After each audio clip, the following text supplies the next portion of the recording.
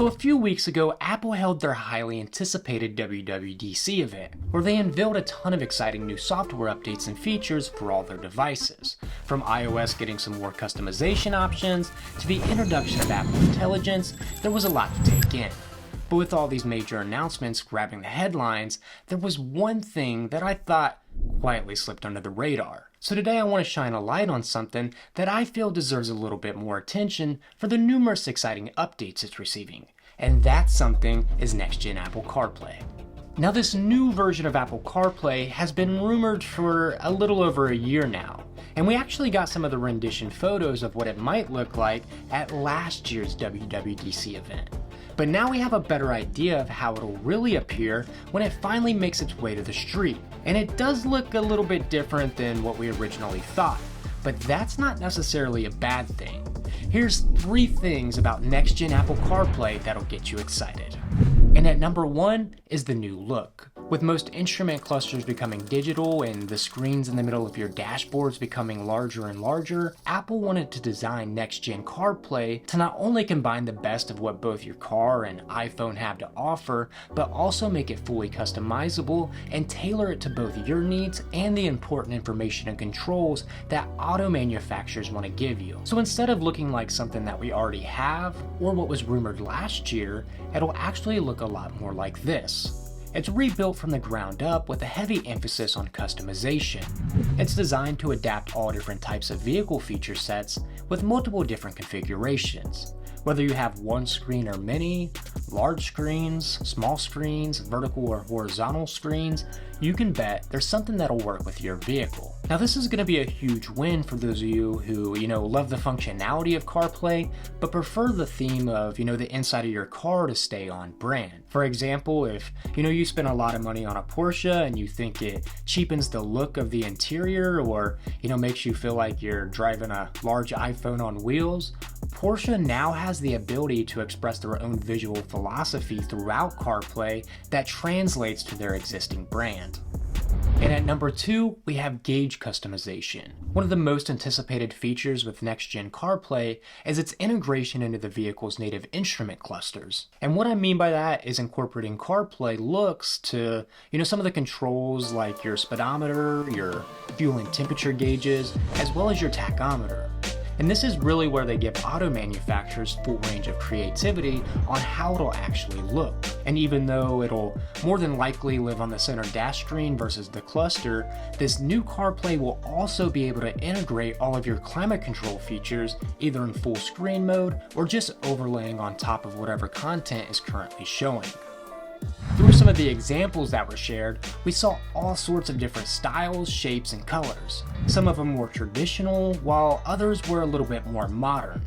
Some were fully digital, while others were gauge bars versus, circular clusters. And all of them looked pretty sweet if you ask me.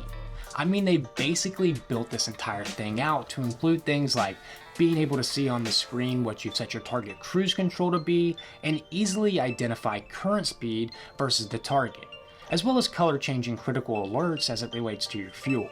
And outside of the speedometer and tachometer, Next Gen Apple CarPlay also supports secondary gauges that can display current gears for manual shift drive modes, oil temperature, or even power meters for electric cars, as well as regenerative braking. And it's still not really clear yet on how much customization that the end users or, us the drivers will have to move stuff around to our liking, but at the very minimum, I'd hope to see us have the ability to at least click through a couple different presets or, even change the color scheme. On one hand, I'm, optimistic that, we will be able to customize this ourselves to at least, some extent. But then on the other hand, I often think to myself, well, this is Apple we're talking about, so who really knows? But we know not all vehicles have CarPlay natively, and that's where the sponsor of this video comes into play, CarPlay. Now I've been using the CarPlay W103 for a few months now, and this thing is absolutely awesome. I have a 2014 Honda Accord that, doesn't come with CarPlay, but with this unit, I'm able to bring CarPlay and pair it with my iPhone to give me the best Apple experience while I'm on the road. If you want to learn more, check out the links in the description of this video. And last but not least, dynamic content. No matter the layout your vehicle manufacturer comes up with, the system will always have a reserved space for what Apple is calling dynamic content. Now this reserved spot is going to be used for additional things like your map directions, your fuel economy, notifications, and your media player, making it easy for the driver to interact with it without sacrificing any of your critical information. It seems like it'll work in a similar way to what we see now in some of the newer vehicles on the road, with just an extra layer of immersion and, a little bit more information right in front of you.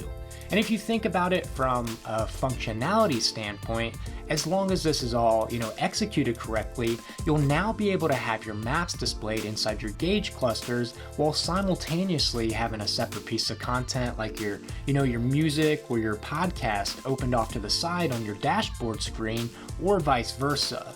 And no matter what content is displayed in the cluster, you'll still receive notifications that'll be overlaid for things like, tire pressure, low oil, seatbelt alerts, and open doors. So there you have it. There's 3 things about Next Gen Apple CarPlay that I found really interesting. With a flexible layout system that can be adapted to your specific vehicle and take advantage of multiple different screens, the possibility for this thing is endless. If you found this video helpful, make sure you hit that like button, and if this is your first time stopping by the channel, go ahead and hit that subscribe button for me. Thanks for watching, guys, and I'll see you next time.